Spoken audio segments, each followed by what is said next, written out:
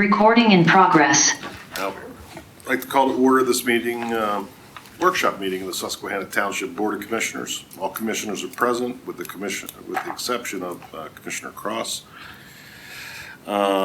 We did meet in executive session, discuss matters of personnel and real estate. And I'd like to begin the meeting with Pledge of Allegiance, followed by a moment of silence. And if I could ask Commissioner Rothrock to lead us in a pledge.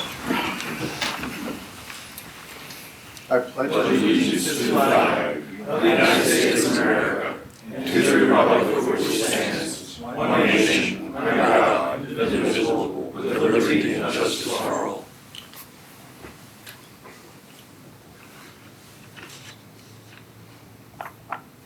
All right, welcome everybody.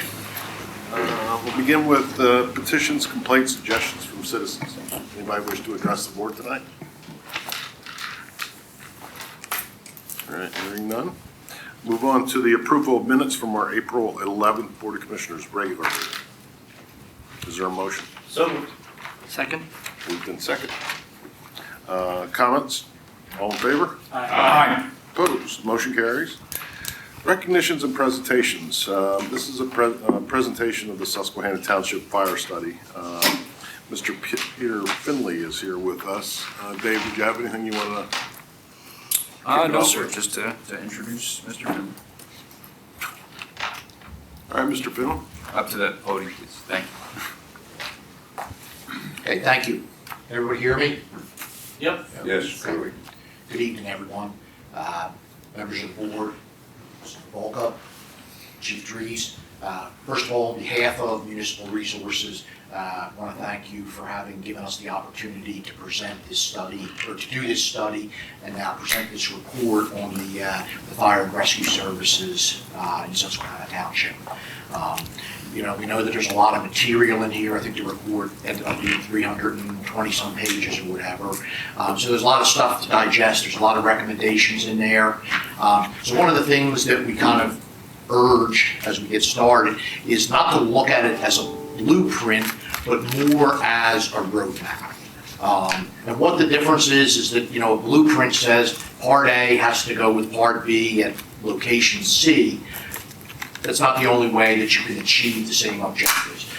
With a roadmap, you have the option to go this way, maybe straight up, whatever. There may be things that can be done differently to achieve the same or a similar objective. The other thing to please keep in mind throughout this, especially when we talk about some of the gaps in service, is the fact that, you know, what is happening in Susquehanna Township is happening across the United States. Okay? From, you know, the northern border to the southern, from the Atlantic to the Pacific, fire departments everywhere are struggling with a rapidly declining or dwindling pool of volunteers. Actually, Pennsylvania did a study a few years ago. The state Senate had asked to have it done. And they found that in 1976, there were 350,000 volunteer firefighters in Pennsylvania. Pennsylvania has more volunteer fire companies than any other state. By 2016, that number had dwindled to about 50,000. By 2018, it had further decreased to about 38,000. Keep in mind, 2018 was prior to the pandemic, so we have no idea how much that may have impacted, you know, volunteerism, particularly in a lot of companies where the older members are still kind of the glue that holds that organization together. So there are just some things to keep in mind. You know, increasing number of requests for service, expectations for level of service delivery, traditional funding that may no longer, in most cases, is no longer appropriate. You know, these are all factors that are contributing to almost this perfect storm of things that are affecting many communities throughout not only Pennsylvania, but the whole United States. So, you go next.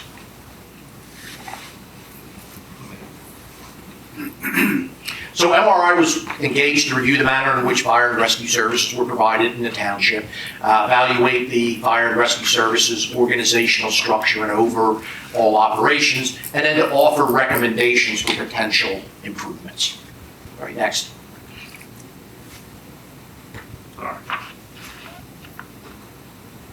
So our goal is to create a report that becomes a useful guide and a resource that shapes a vision for the success of the organization as it approaches the challenges and transitions in the future. A lot of organizations are in transition. You know, if we gave you a report that contained a lot of crazy stuff in it, you know, for instance, if we said, well, Susquehanna Township should transition to a fully career fire department, we know that report's going to get stuck on its shelf somewheres and probably not get a lot of attention. Okay? We want to have something that you can use as a tool and really as a starting point to start a lot of discussions that are going to need to be had over the coming weeks and months and maybe even several years as far as what the emergency services in the township are going to look like, you know, 2 years, 3 years, 5 years from now. Okay? It's probably not going to look like it does today, but there's still large portions of the way the system is today that can still be in place and in play at that point in time. Okay, that's Yeah, we're good. Give us 1 second, just a second here, sorry. okay. Technical issues. Understood.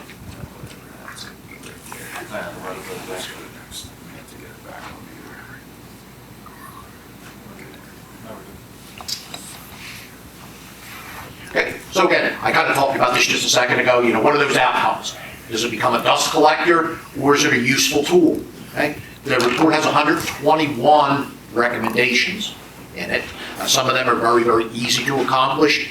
Some of them, for instance, the ones that revolve around the new Progress station, you know, are things that are obviously going to take some time, not only, you know, for location, for funding, all of those sort of things. But what it should hopefully do is provide a foundation for a long-range strategic plan to guide you moving forward.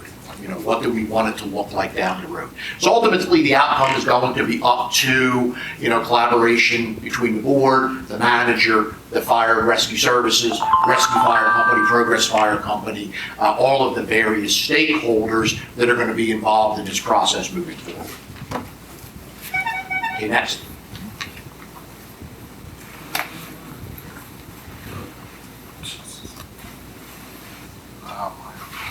Sorry. That's okay. Keep going forward, how do I go back? I can't see my cursor. Oh, that's jeez. Okay, Homer. Yeah, but I can't get down to them. No, I mean, your key there. All right, okay. Yeah, there we go. Yeah, there you go. Okay. So some kind of big picture things. You know, the two fire companies that serve the township and have done so for many, many years, very good fire and rescue organizations. They do a good job of handling incidents. You know, they are struggling, as many places are, with staffing and fiscal concerns.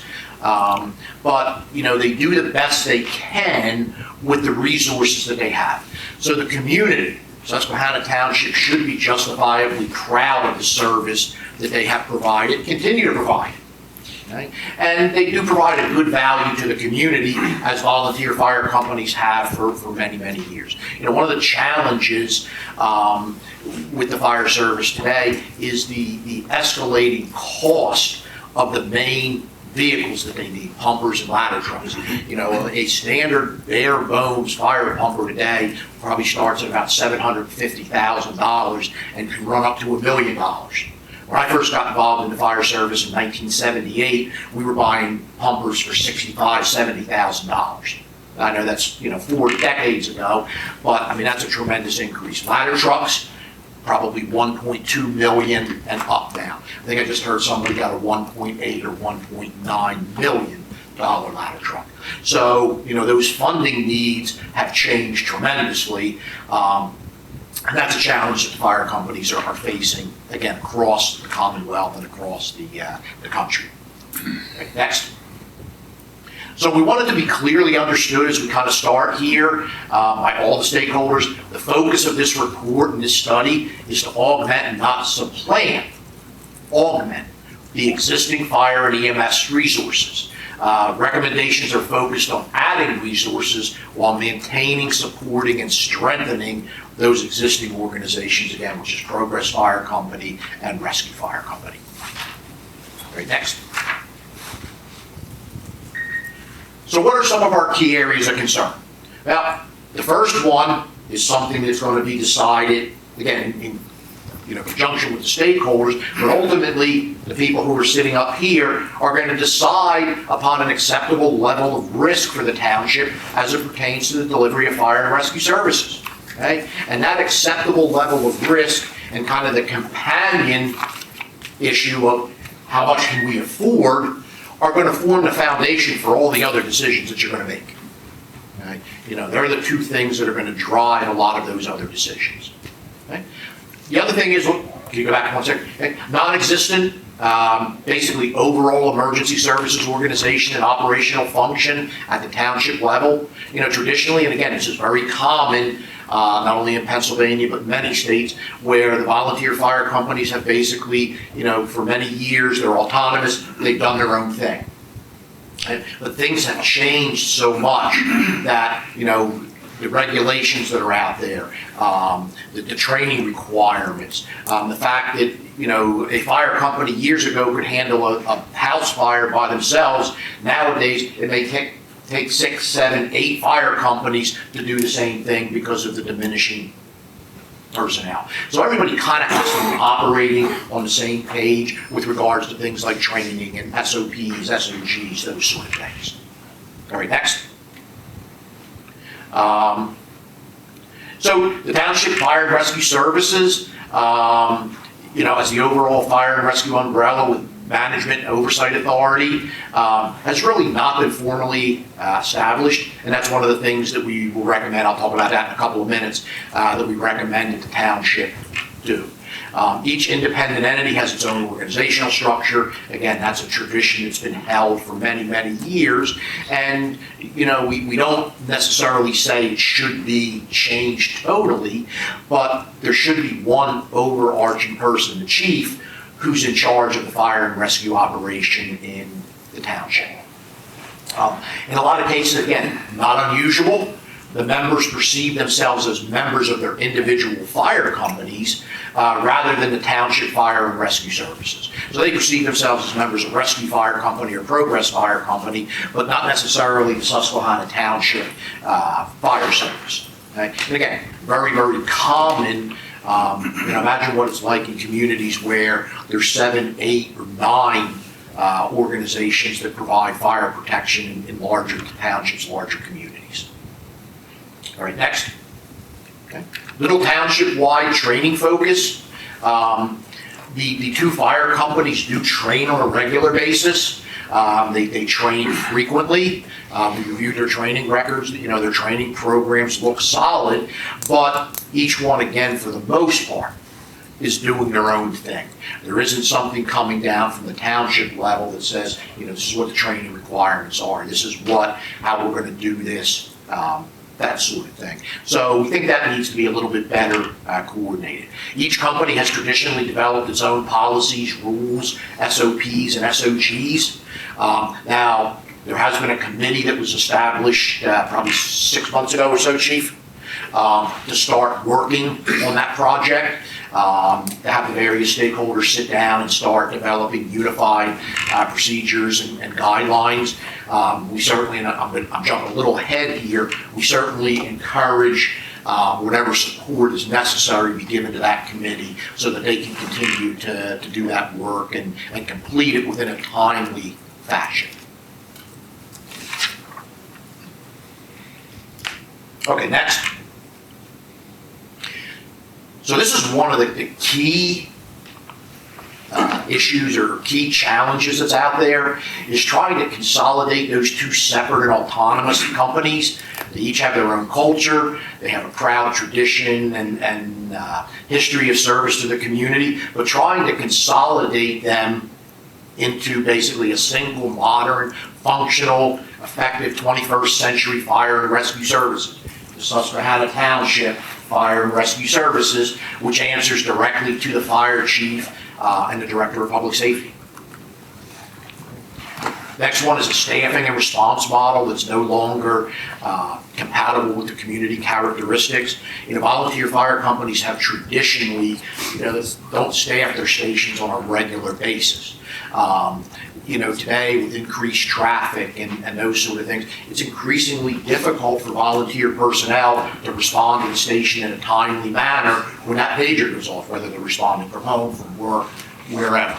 Now Progress in particular, they have the live-in program that it's really a model, and it's been that way for probably the better part of 50 years. I think 1976, if I recall, is when that program started. It's really been a model program across the country. It's one that's pointed at as an example.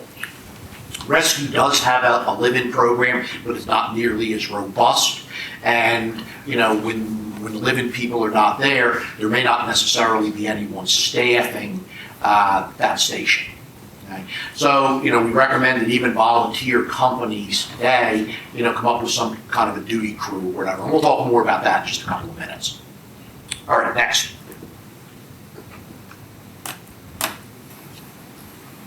Yeah.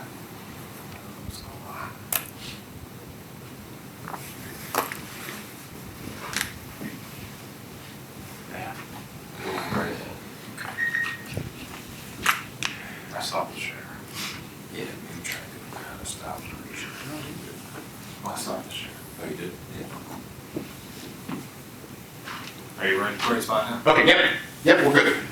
All right, so as we talk about the gaps in staffing, and we talk about, some goals for staffing, the National Fire Protection Association is an organization that writes standards for a wide range of fire protection things. Everything from what a firefighter one program should entail, fire officers, responses, sprinkler systems, alarm systems, just anything you can imagine. They've been writing standards since late the 1800s. Their standard 1720 is the standard for deployment and staffing of volunteer fire departments. Okay? What that standard says in this table is that communities that are urban in nature, that means with a population density greater than 1,000 people per square mile, which Susquehanna does have, the goal is to have 15 people responding within 9 minutes, 90% of the time. So keep those numbers in mind as we go through and talk about some of those other staffing things that we're going to talk about. Okay, next. Okay. Staffing is more limited during the day. Most of the volunteer personnel have other jobs. They have other obligations during the day. So, and again, that's not unusual. Okay? What we also find out is that a lot of times the people who are available to respond during the day are the older members that have been members for, maybe 30, 40 years or more, and they're still trying to hold the organization together. But at some point, those people may develop health problems. They may decide they don't like, northeastern winters anymore, and they're going to go to Florida for the winter, or just in general. So, at some point, those people are going to start to retire or whatever, which is going to create more challenges.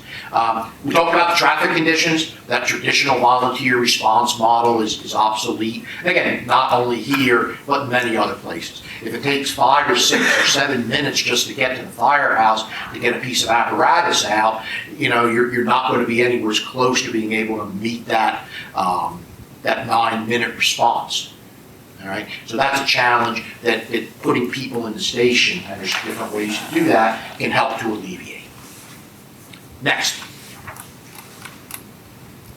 Okay. So being able to provide an adequate number of properly trained, qualified personnel to be able to effectively, efficiently, and safely respond to all fire and rescue incidents in the township, do so in a timely manner, and hopefully it achieves those recommended benchmarks both for the response time and the personnel requirements is going to be a key driving factor, again, in what you decide to do and how you decide to approach these challenges and these recommendations moving forward. Okay, next. Oh, sorry. Okay. So this is also key. Okay. Making the transition of the fire protection system in the township from a really a fully volunteer system now to a true combination fire department that's going to include a small contingent of career personnel while simultaneously maintaining a strong and viable volunteer firefighting force is going to be a challenge. Right? You know, any organization, any community that has gone through that will tell you that there's been challenges, there's been bumps in the road, okay? And that's to be expected. You know, it may not go as smoothly as you would like, but with strong leadership, with the collaborative effort of all of the stakeholders involved, you should be able to accomplish that. Next. Okay, another area kind of shifting from the staffing to fire community risk reduction, kind of a big picture thing. The lack of a formal system for fire inspections, code enforcement, general fire prevention needs in a growing community with a still developing commercial base, but also with a significant rental housing base also. Okay, so you know, we really feel that aggressive adoption and enforcement of fire and building codes in both new and existing facilities will be crucial in managing risk, fire protection risk throughout the township. And that really includes a robust and ongoing licensing and inspection program that's particularly acute in the township's rental housing. Right? You know, statistics prove from the NFPA and the U.S. Fire Administration, you know, that there tends to be a higher incidence of fires in rental properties as opposed to owner-occupied properties. Okay? So getting in and trying to enforce the codes and you know, getting some life safety things into those things, making sure that the smoke detectors operate and you know, that the fire doors are properly maintained and those sort of things, you know, can be a huge thing in protecting not only lives but property as well. Okay, next. Okay. This is the big ticket item here. Obtaining a suitable site, planning and then financing the construction of a new state-of-the-art facility for Progress Fire Company. Okay. The existing station you know, was built, I guess, in the 50s or whatever. You know, it served the needs then, but it certainly does not serve the needs of the fire company anymore. It's extremely undersized. You know, there's probably even challenges. It probably even impacts the apparatus that they can buy. And there's just a lot of things about that building that it's no longer really a functional fire and EMS station. So that's really going to be a major issue also. But as I said, big ticket item. All right, next. So now we're going to kind of shift gears from, you know, what we perceive as some of the challenges, okay, to addressing or providing some of the recommendations. And what we did, if you've had a chance to read the entire report, or certainly, hopefully, at least the executive summary. At the end of the executive summary, we listed kind of the 8 biggest challenges to the township, and then the 8 most important recommendations. So those key concerns were those 8 challenges. The recommendations we'll talk about now are going to be those 8 important recommendations. So many risks are also opportunities, okay? So the report can be an idle source of conversation, okay? Or it can be a robust source of conversation where a lot of good discussions are had, okay? And that can result in a means to engage the organization and all of its stakeholders, internal and external, to plan for a vibrant future for fire protection in the township. Okay, next. All right, so organizational structure, we'll start with that. So, you know, the board, this is something that the board would have to do. You know, we suggest that or recommend that you adopt a Township Fire and Rescue Services ordinance that addresses a number of things. What is the Fire and Rescue Services organizational structure, which I'll talk about that in just a minute. You know, what's the standard of cover? What's the acceptable level of service that you're going to try and benchmark to achieve? Or what's the acceptable level of risk? Reporting relationships and chain of command. Who reports to who, who's in charge? Presentation of a guiding vision. Right? Why does the Susquehanna Township Fire and Rescue Services, why does it exist? Okay, what's its mission? What's its core values? Okay? Already working on operational guidance with the committee that's working on the SOPs and the SOGs, training requirements. Okay? What does a person need to do? What are the minimum training requirements? How many hours does a person need to train in a year to still be considered to be active? And then what are the participation parameters and actions for non-compliance? Okay? One of the challenges that's often out there, again, in the volunteer service is, people who rarely show up for training, but yet maybe show up for calls. Okay? Or a person that hasn't shown up for a call in 9 or 10 months and all of a sudden show up today and they haven't even had their gear on in almost a year. Okay? So, we understand, the goal is to encourage people to be involved. The goal is to encourage people to put in as much time as they can. And we understand that's a challenge today. Okay? A lot of competing demands for time. But because of the nature of the operation, because of the skill sets that are required, because of the danger that's involved, okay? Fire does not care whether the people who are responding are career or volunteer. If something bad happens, it happens to both of them. Okay? So, what are the things that, what are kind of the minimum standards that if people don't meet, okay, we've got to get them into a remediation program. We may have to pull their gear till they can get that training updated or whatever. So that's things that, again, has to be decided, hopefully by all the stakeholders, coming up with some kind of reasonable policy or procedure on that. But that should be identified so that they can't necessarily just look the other way. Or hopefully they would. All right, next. So the township should adopt a revised fire and rescue services table of organization to clearly delineate that chain of command and make it more effective, particularly to focus on that singular township-wide approach to delivery of fire and rescue services. Okay? And kind of the accompaniment to that, right now, and again, very common in the volunteer service, but is actually changing in a lot of places, is the notion that officers are selected by popular vote. At the December meeting or the November meeting, they nominate who the officers are going to be, from chief, perhaps all the way down to lieutenant or whatever their organizational structure is. And, at the next meeting in December, the chief is determined by how many people put their hand up like this at that December meeting or write their name on a piece of paper, however they do it. Okay? But again, in this day and age, that's not a good way to be doing business for a lot of reasons. Liabilities. Who has the experience, who has the training, who has the certifications. So all officer positions from lieutenant to deputy chief should be filled based upon the person's firefighting, EMS training, certification, experience, commensurate with the position that's being sought. So for instance, a lieutenant would not have the same requirements as perhaps a deputy chief does. So each rank would have increasingly stringent or increasingly expansive requirements to be able to hold that position.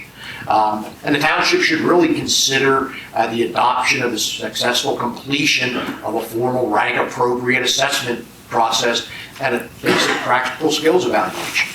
When I was the fire chief in Winslow Township, which was making the same transition as Susquehanna is going to have to do. In fact, they brought me in to help them set up the career component of their department. 20 years ago almost, we were actually doing rank assessments for people who wanted to hold the rank of battalion chief or captain. And it was simple. We gave them a tactical problem. We gave them a personnel problem. It was stuff that an officer, whether career or volunteer, may have to do. They may have to command an incident. They may have a person come in and try to get on the fire truck that's seriously under the influence of alcohol or drugs. They're obviously not capable of being on that truck. How do you handle that? How do you handle something with inappropriate behavior in the firehouse or something like that? And we would put them through just to see how they handle those sort of things. Next. So this here kind of shows, what we would propose as an organizational chart. We have the township manager, the director of public safety is under the manager, and then the fire chief reporting to the director of public safety. The fire chief is career. We'll talk about it in just a minute. A small contingent of career firefighters to supplement the volunteers. And then each fire company, so Progress and Rescue, would each have a deputy chief, who would be the ranking officer at that station, and then captains, lieutenants, and those ranks would be the company level officers, for each piece of apparatus or each unit that they have. Okay. If you look over to the right there, eventually maybe a deputy chief who would handle that safety and code enforcement unit, fire inspections, who would handle training, safety, volunteer recruitment and retention, all of those sort of issues. So they would kind of have a lot of the day-to-day stuff, where the fire chief would be more, big picture, strategic plan, that sort of stuff. Okay, next. Reconfigure the Public Safety Committee into a Fire and Rescue or Public Safety Advisory Board. And you can kind of see the makeup there. The director, the chief, the EMA director, the two fire chiefs, the two company chairmen, the EMS chief, school board rep, board of commission representative from the board, perhaps a citizen member, and then a rotating legislative rep. Which is important. You're in a great position here because you're so close to Harrisburg. Hopefully that gives you a little bit more pull or whatever. But certainly having a legislative rep that could maybe advocate for the fire service, or perhaps keep you in the loop as far as things that may be available for funding or other programs that are out there would certainly be beneficial also. Next. Okay, we talked a little bit about that.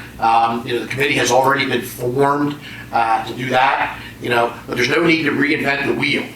Okay? A Google search will provide you with tons and tons of fire department SOPs and SOGs on any topic that you type in there as your keywords. Certainly, both fire companies have SOPs and SOGs now. Use them as a starting point. As the basis, but certainly give that committee whatever support is necessary to continue to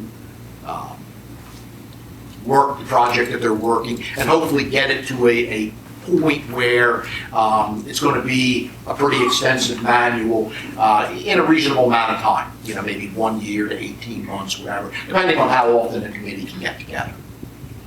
Okay, next. One of the things that's critical in any organization that wants to maintain a volunteer contingent to their fire and rescue services is that recruitment and retention. Okay? How do you get people to want to join the fire companies? And perhaps more importantly, how do you get them to stay? Okay?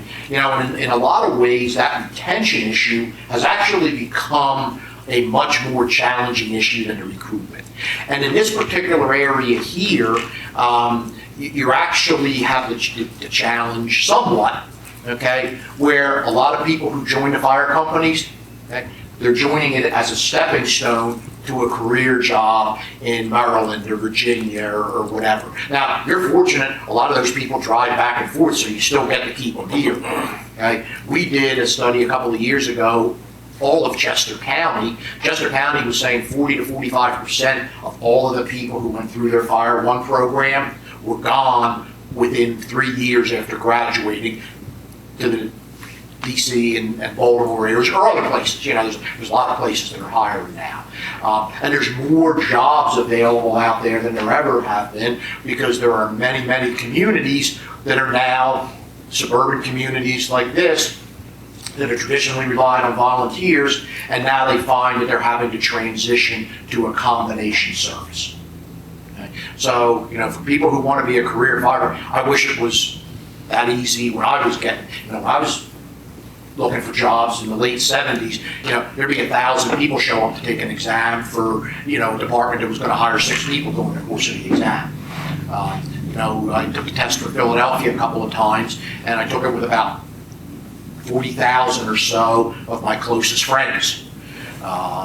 So, there are a lot of opportunities, but that makes it that much more important that you try and maintain that viable thing, come up with some things that people will keep people coming back to the fire company or keep them in the fire company. We talked a little bit about standards that cover benchmarks and improve compliance percentages. The NFPA is a benchmark, it's a guide.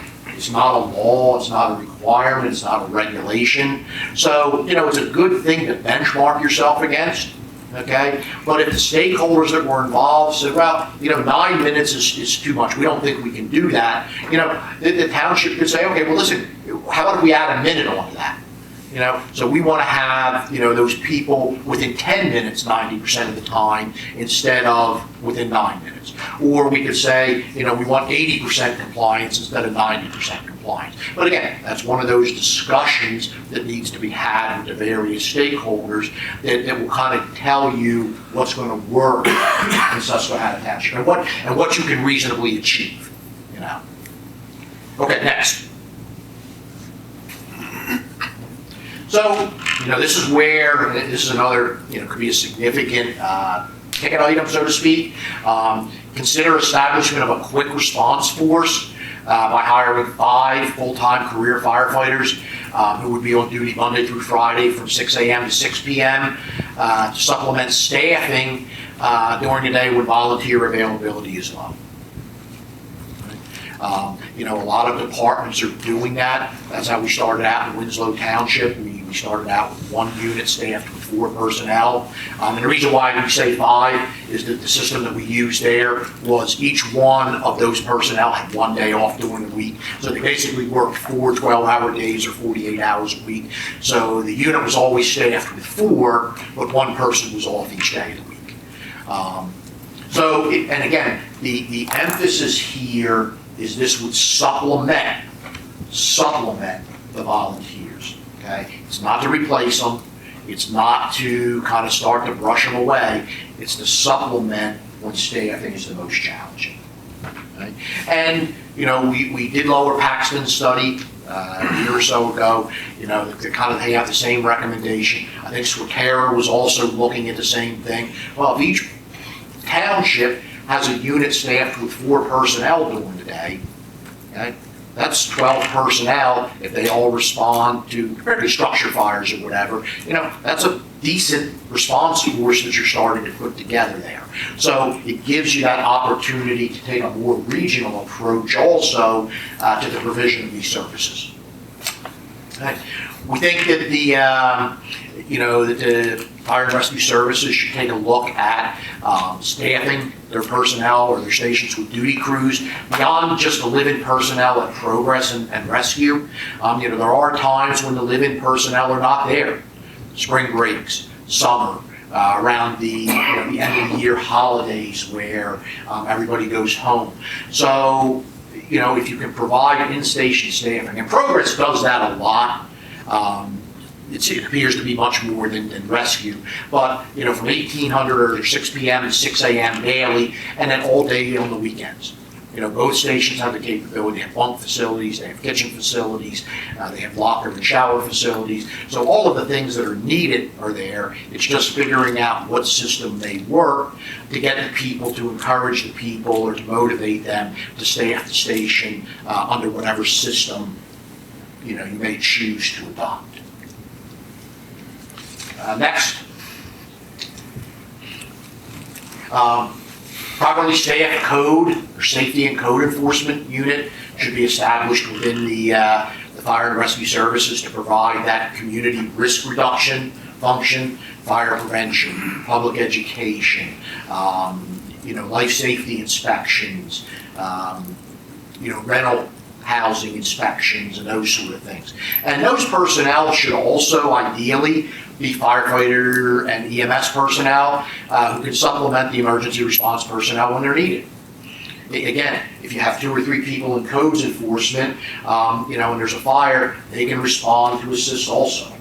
Okay? Same way with the surrounding townships, if they adopt similar models or look at things similarly, you probably would have enough people during the day to meet that standard of 15 or 16 people and be able to do it, even if, for some reason, none of the volunteers were able to respond. Next. Oh, okay. Townships should make it a priority, we talked about this, obtaining a suitable site, planning and financing the construction of a new state-of-the-art facility for progress. If you go to the next slide. Okay. What we looked at is a couple of different areas. One of the locations is what's referred to as the Orchard bus lot, which is right up the street from Progress. The other site is, I believe it's called Site 16, which is the Elmerton Avenue site. All right, so the map on the left shows locating that station at the bus lot. Okay?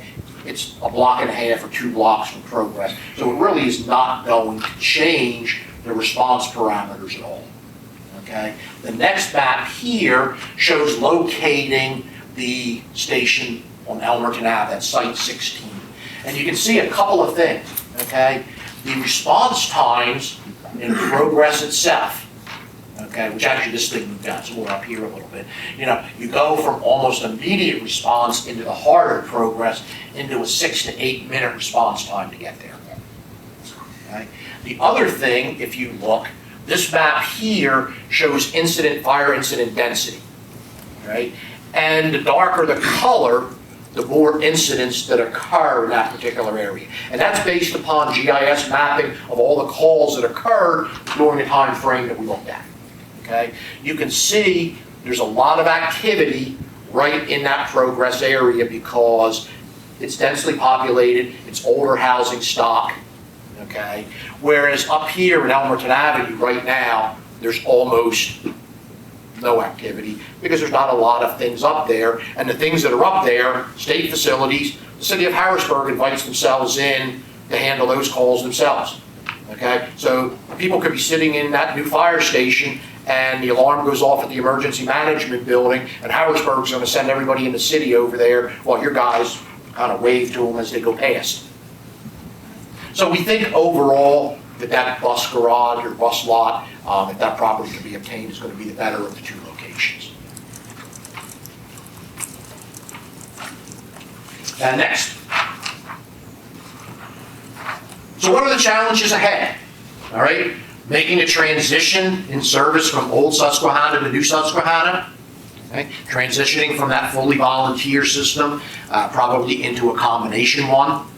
Okay. Fully integrating those independent entities into a single cohesive organization. And we're not saying that Progress Fire Company or Rescue Fire Company, that their name should disappear or that they should disappear. They're still going to be part of that organization, but it needs to be part of that umbrella organization at the township level. Steadily increasing requests for service in a growing community. Okay? The more stuff they build, the more people that come in, more cars that are on the road. So it just increases a wide range of emergency incidents. Everything they build today has smoke detectors, sprinkler systems, CO detectors. All of those things have the potential to generate additional responses. Long-term development of the consolidated organization and its firefighters. One of the things that you need to keep in mind is, as kind of one of the closing thoughts.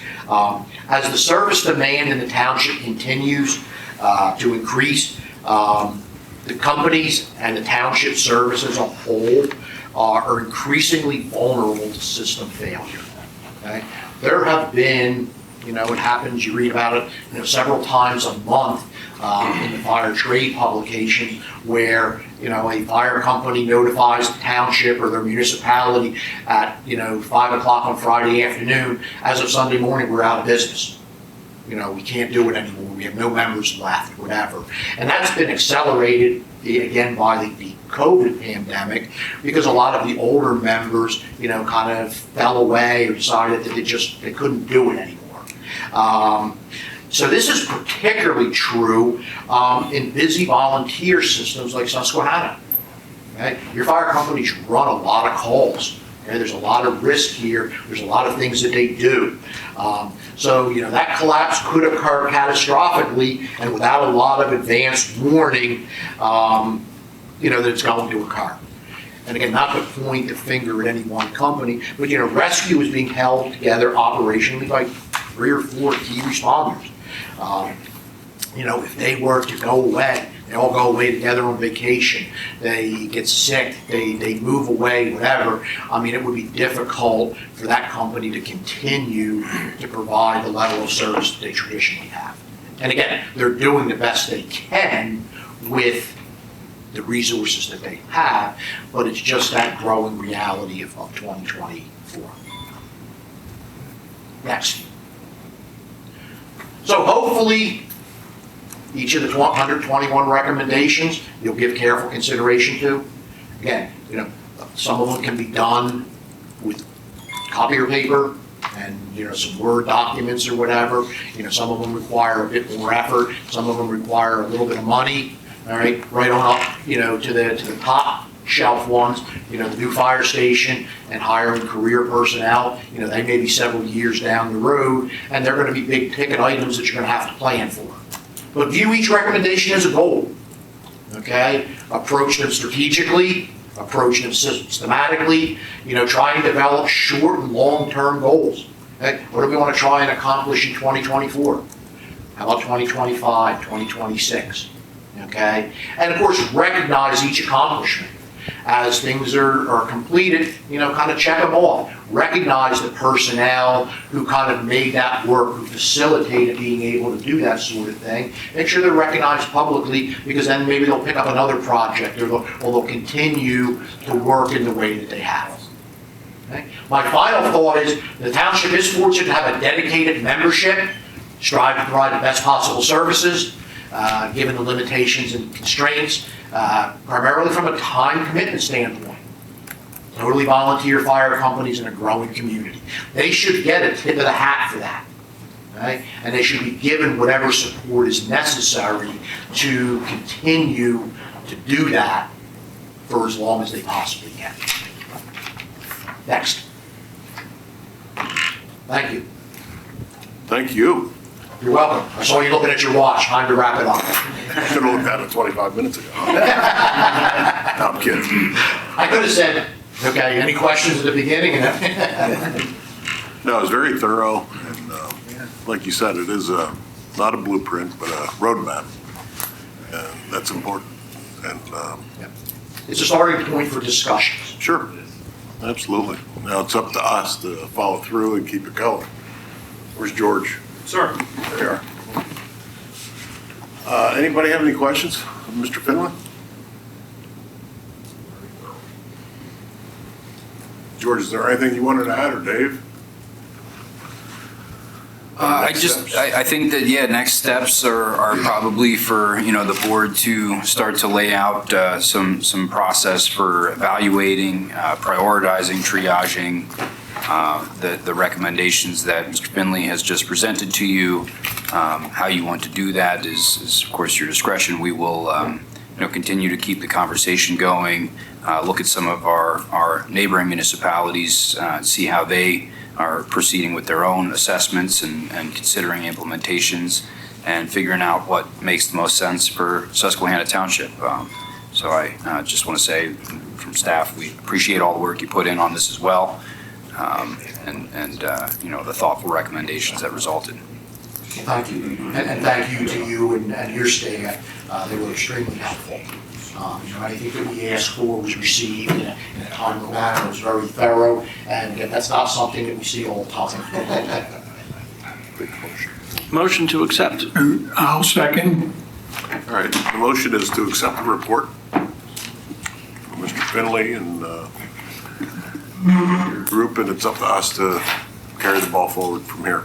Thank you. And please know that if you have any questions, or Dave has any questions, or the chief, we're certainly only just a phone call away if there's anything that needs to be clarified, or a question about what would you think about this or that. take you up on that. All right, so we moved and seconded. Any comments or questions? All in favor? Aye. Opposed? Motion carries. Yeah. Can I make a motion? Commissioner Sanderson. Thank you.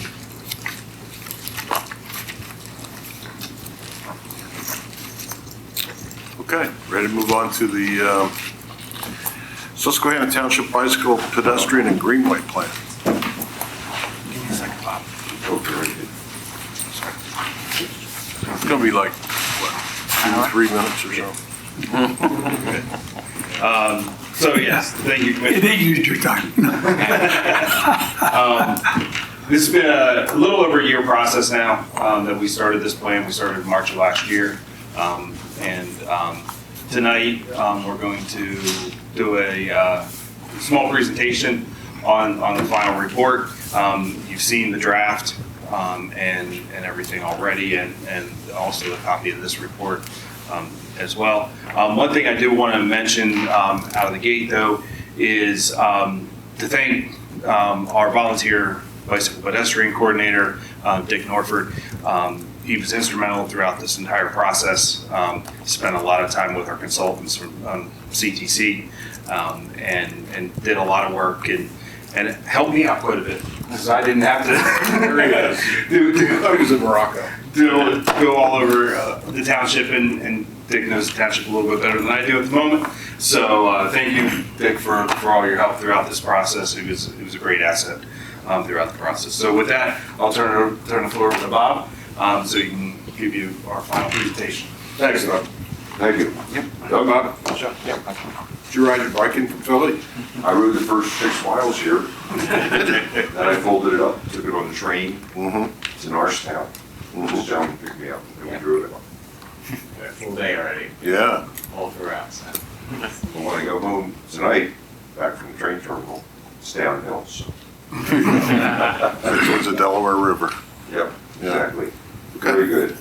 Well, thank you very much. And I know you'll want to get out and take a bike ride before it gets dark, so we'll be quick. We just want to give you a quick update of what's happened since we saw you not that long ago with the bicycle, pedestrian, and greenway plan, and then give you a few pointers on how we suggested you move forward. Doug? So I'll just give you a quick overview of what Bob went through back in December. We'll keep it brief. So many of the individuals here are part of the study committee that we put together for this report, and we really appreciate the help and assistance that the township has provided us. Obviously, this is the committee that will help move things forward from here, and we're excited to see what happens. Just as general components of the study, we had a number of site visits. We worked with, did we skip a slide? Sorry. Oh, never mind. Go ahead. We worked with 2 consulting groups. So Cameron Thomas, we worked with HRG on mapping and community outreach. We also worked with Connect the Dots, who helped to outreach to the underserved community. We also had a lot of research and background information to really look into your 2030 plan. That gives a nice base in developing this plan.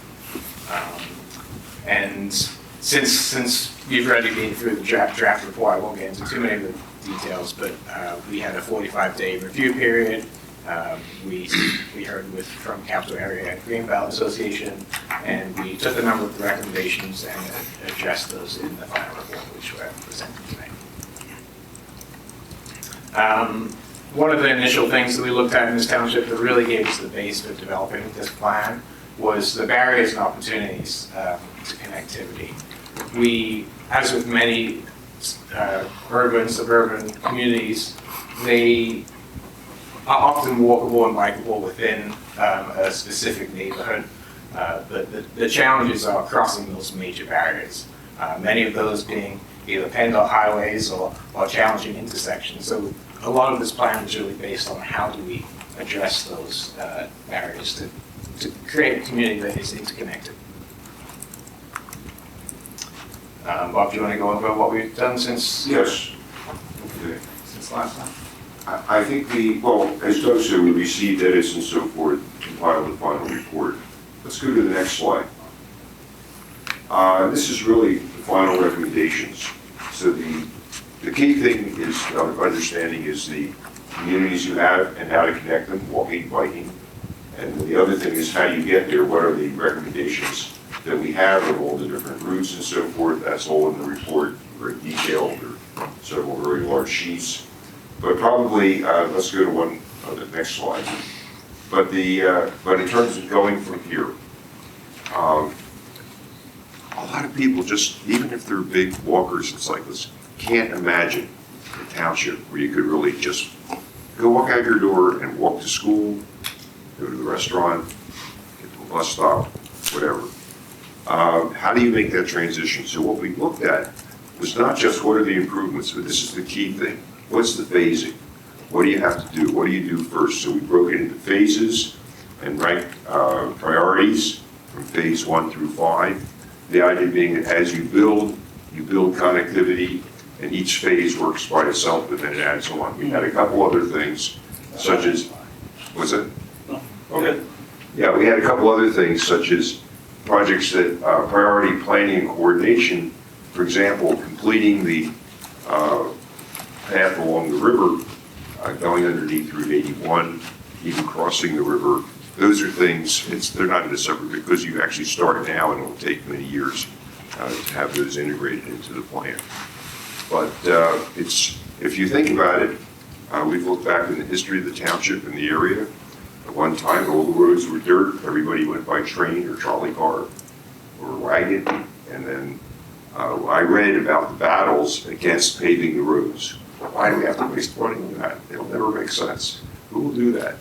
And so the same is true here with that commitment and with prioritization. That will work very well. Let's see. I think that's it. What's the next slide? Yeah, just any questions that you might have.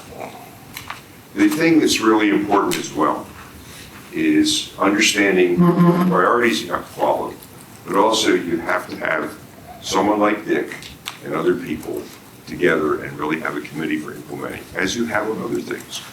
I mean, there are many things that we've just seen in the relatively short time we've been working here.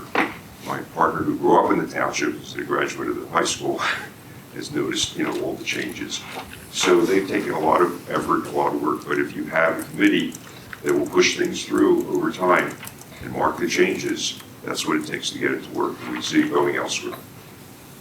If I may ask, the 5 phases, Yes. the way I read it was that we really, to the extent that we can, we take the time and implement this over, the next so many years, that we really should try to phase 1, 2, take it in order. But at the same time, there may be things that occur that, we can skip around and whatnot. We don't have to be rigid in each of the 5 phases. Yeah. But it's kind of more of we use roadmap Right. from the previous presentation that, generally this is the way to proceed, but we can easily transpose various phases depending on what's happening. Sure, because things change, opportunities come along, and that actually changes what might be your priorities. Or suddenly PennDOT announces a special project. Well, you want to make sure that that project includes any walking and biking facilities. The other thing I would say is this is a really beautiful area, beautiful township.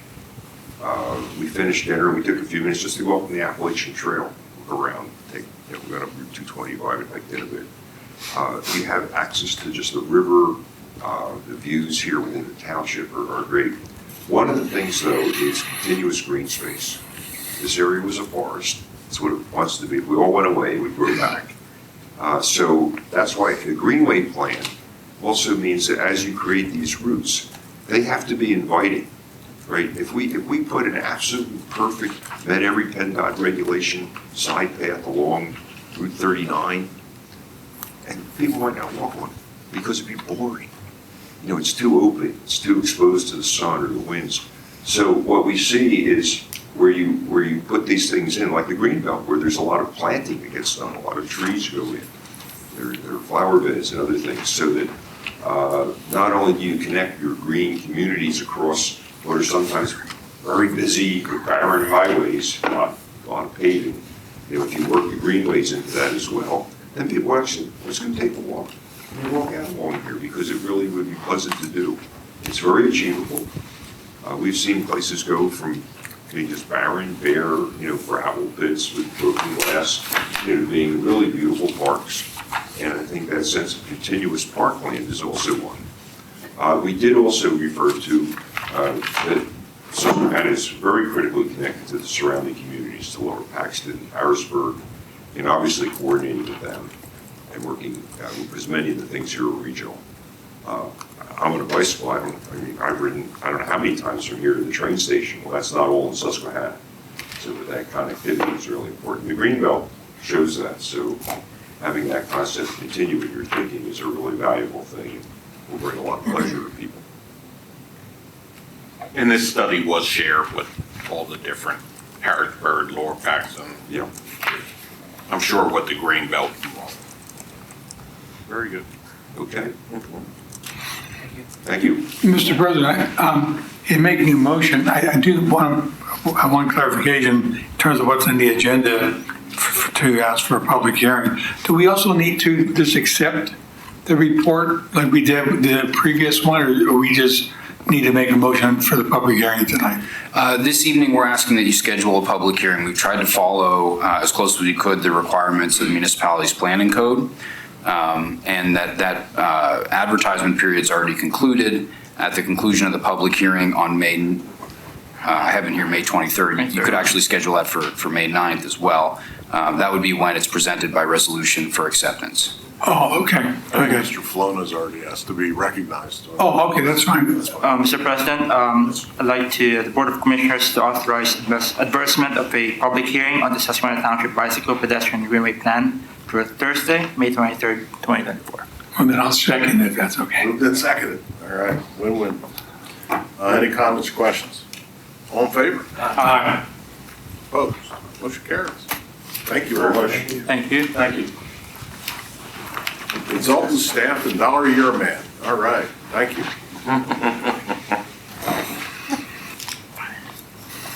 Still owe you that $1. Moving on the agenda, proclamation. We're coming up on Police Week in Susquehanna Township, aren't we? You want to say something about that? Yes, and given that Chief Moore's not here, I like to read. I'm here. Oh, Augie. he's there. Chief, would you like to read the proclamation? No, please do. Go ahead. Oh, okay. I didn't want to steal your thunder for sure.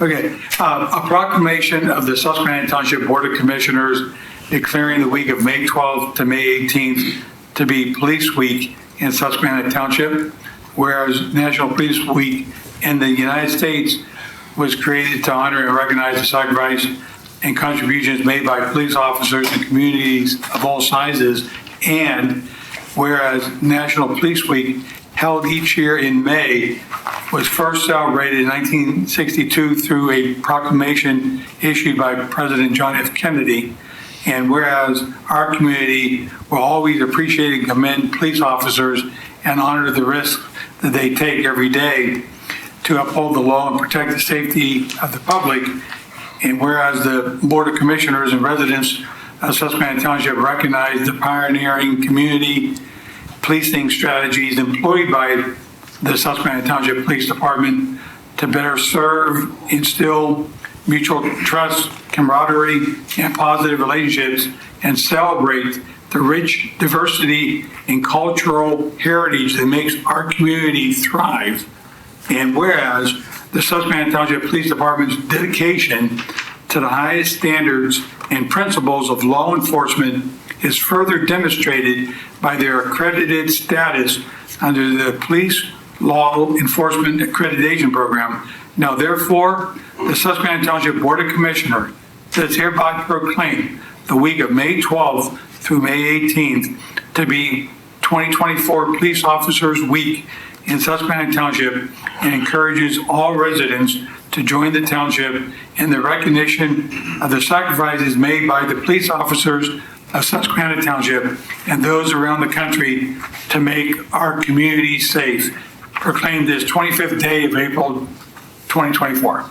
Move to adopt the proclamation. Second. And second. Well done, Mr. Israel. Thank you. You're out of breath. Yeah.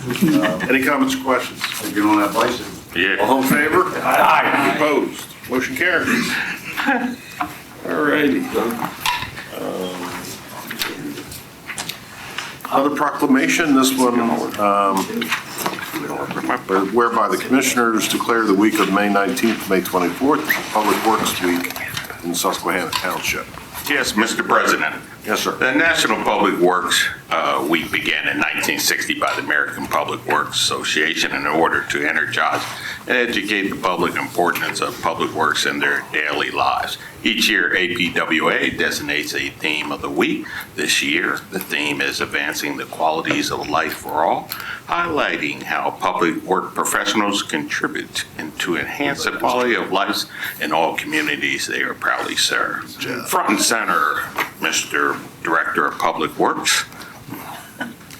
Mr. President, I recommend that the Board of Commissions adopt a proclamation designating the week, May 19th to May 24th, to be Public Works Week in Susquehanna Township. Second.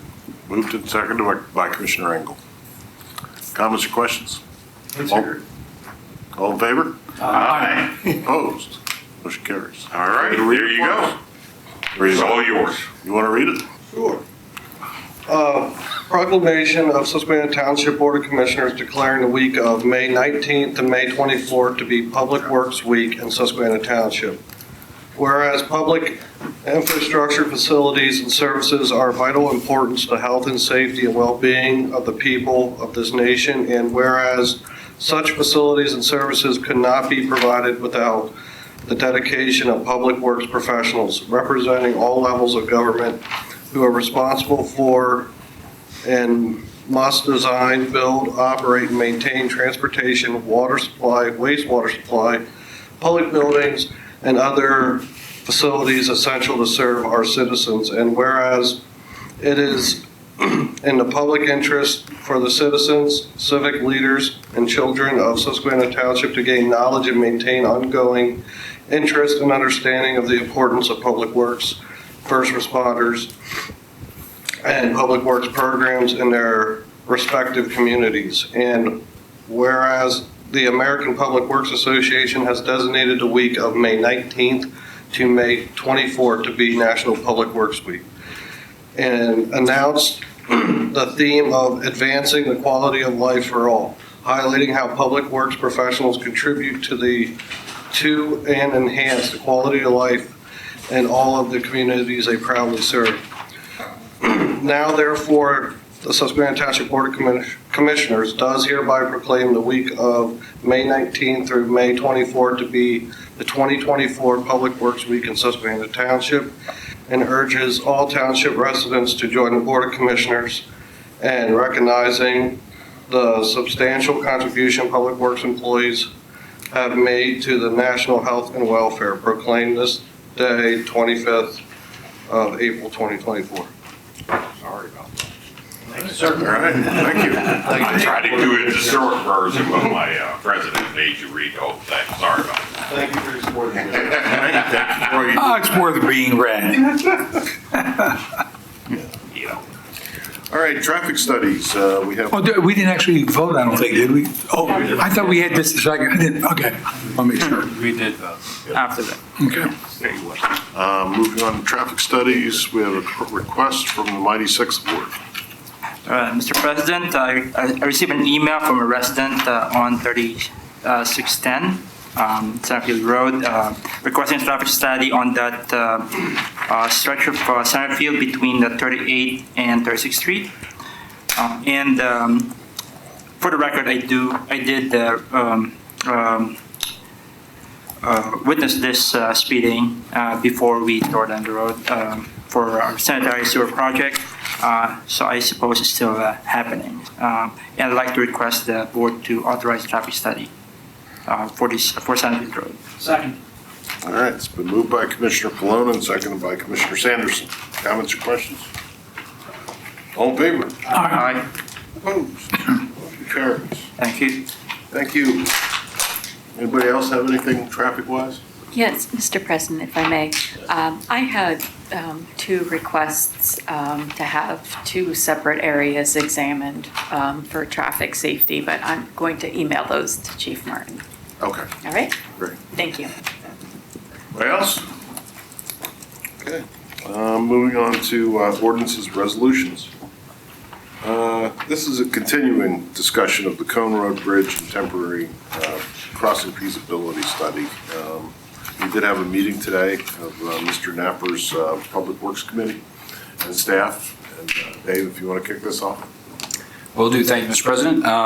So with your agenda this evening is, well, a couple of things, a link to the full text of the temporary crossing feasibility study, and then a segment of page 67 of the same that sort of outlines the schedule, a potential timeline for each of the alternatives that were analyzed by HRG. We do have representatives from HRG here who conducted the study, including Matt Lena and Dan Long, and of course your township engineer playing the role, Alex Greenlee. So if there's any questions of a technical nature, they would be better suited to answer those. But when the item was tabled during the regular meeting, there was a couple of directions given to staff. The first was that we would develop a recommendation on which alternative we would suggest the commissioners consider. And then secondly, that we discuss the potential availability of additional funds through the Dauphin County Transportation Infrastructure Safety Improvement Program, otherwise known as TSIP. We've done that. Actually, both Engineer Long and myself reached out to the county. We do believe that additional funding would be available either through an amendment to our already secured grant of $227,050 or perhaps with applying for additional funding in the upcoming round. The recommendation that I think we've sort of coalesced around would be to go toward alternative 3 in the report, which as a reminder would be to construct a temporary crossing over the existing alignment of the bridge. The projected cost of that is approximately $480,000. It would necessitate a 1-month closure while that temporary bridge is installed, and then when the superstructure replacement is ready to be constructed, which is anticipated to be sometime in the winter of 2027, there would be an approximate 3-month closure. So this would have a nominal impact on the commute patterns of residents and some of the businesses that operate along that Cone Road corridor. But we believe that the trade-off with the reduction in cost comparative to the other alternatives is ideal. This evening, I know there's a recommendation in your packet. However, based on the Public Works Committee's discussion earlier today, I'd like to modify that recommendation and really recommend that you do nothing this evening. The reason being that there's another scheduled inspection sometime in May. Mr. Long is going to get an exact date on that, but we will know a little bit more about the condition of that bridge. And if the most recent inspections continue to hold true and there's no further signs of degradation or warrants for additional weight restrictions or bridge closure, it may be the direction of the board that we do nothing and we allow the process to continue toward the superstructure replacement, but we save the additional money needed in order to build the alternative temporary crossing. However, if there are signs of concern to the engineer that conducts the inspection, perhaps that warrants further consideration of this alternative. So, as I said, I'm happy to answer any questions you may have, and we do have representatives from the engineering firm who conducted the study that can respond to any technical questions you have. Thank you. And Mr. President, I'll make the motion of what Dave just said. I'm not going to repeat it. You don't have to hear it. No, but I mean, isn't there a motion to table? Well, I don't know how much detail we needed, but basically to Or do we need a motion to table? Oh, okay. There was no motion on the floor, as I recall, in the April 11th discussion. I think perhaps maybe the way I should have phrased it was that the discussion was continued. I don't think there's any motion to table necessarily at this point. Okay. But Okay. Thanks for that. I do have a question. I wanted to make sure if we need it. Okay. I'm sorry. My question relates to the cost of the bridge replacement under this option. If we're going to build a sort of an arch bridge from over top of the other bridge, is that going to increase the cost of the actual replacement by having to deal with this other structure in place? What do you guys want to? Matt or Dan, would you mind taking that one? I could shoot from the hip, but Don't want us to shoot any. Members of the board.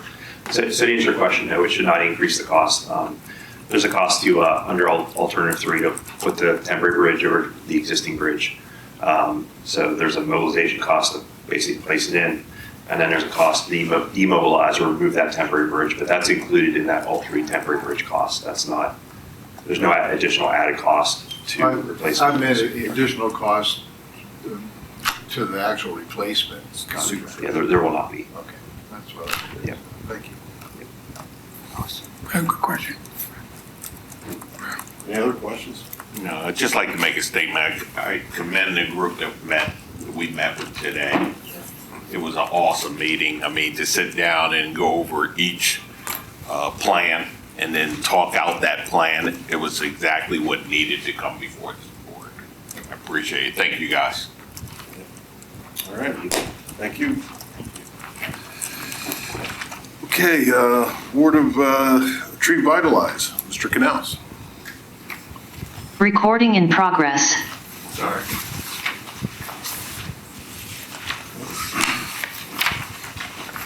Battery died on my computer. Yeah, so the township was awarded a grant from DCNR. The total project cost is for $79,000. We got a $63,000 grant to plant 56 trees in 5 different parks throughout the township. We have advertised and put bid requests out for the project. We had we had 2 bids, one successful bidder, Davis Landscaping, in the amount of $42,203.79. And the staff is recommending awarding that contract to Davis Landscaping. So move. Second. Moved and seconded, Dapper and Sanderson. Any comments or questions? If I could ask first, but my understanding is this is what, about $20,000 or more under what we budgeted, which is a good thing.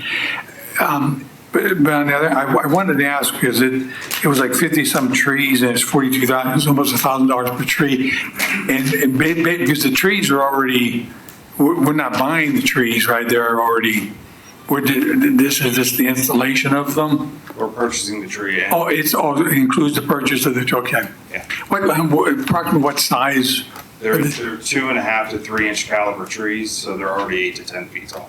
Oh, okay, so they have pretty big trees. I was trying to understand why the cost was almost $1,000, but they're going to be pretty big trees to begin with. Yeah. That explains it. Thank you. Oh, man. Any other questions, comments, concerns? Hearing none. All those in favor? Aye. Opposed? Motion carries. Thank you. Thank you, Doug. Next up is the consent agenda. 3 items on it. Consideration of financial security reduction number 5 for the enclave at Elmerton, the amount of $2,860, which I think comes with a recommendation from our engineer. Is that correct? Yes, sir. Okay. Authorization to hire part-time clerical staff for police department and administrative building backup generator circuitry contract authorization. Motion to adopt consent agenda. Second. Moved and seconded. Any comments on the entirety of the agenda or any individual items therein? All right. All right, hearing none, all those in favor? Aye. Opposed? Motion carries. Commissioner comments? Yes, Mr. President, if I may, just one note. I was notified that someone tried contacting me through the website, and they were unable to. There's a glitch, and I just happened to notice in our packet, under the message that Commissioner Falona received from a resident that's included, she indicated the same thing. She tried contacting him and through the website, and the email bounced back. So apparently there's an issue. And I don't think our email addresses are listed on the website. So then residents therefore cannot contact us.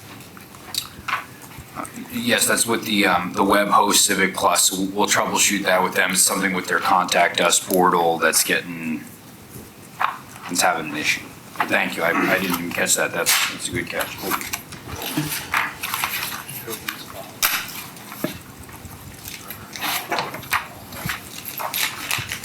Any other comments by members of the board? Just to fix that clock. Yeah, Frozen in time. it's frozen in time. All right. Second. Moved and seconded by Commissioner Engel. It's a battery. It's a load-bearing clock. Any comments or questions on the motion? All those in favor? Aye. Opposed? We are out of here. Thank you, everybody.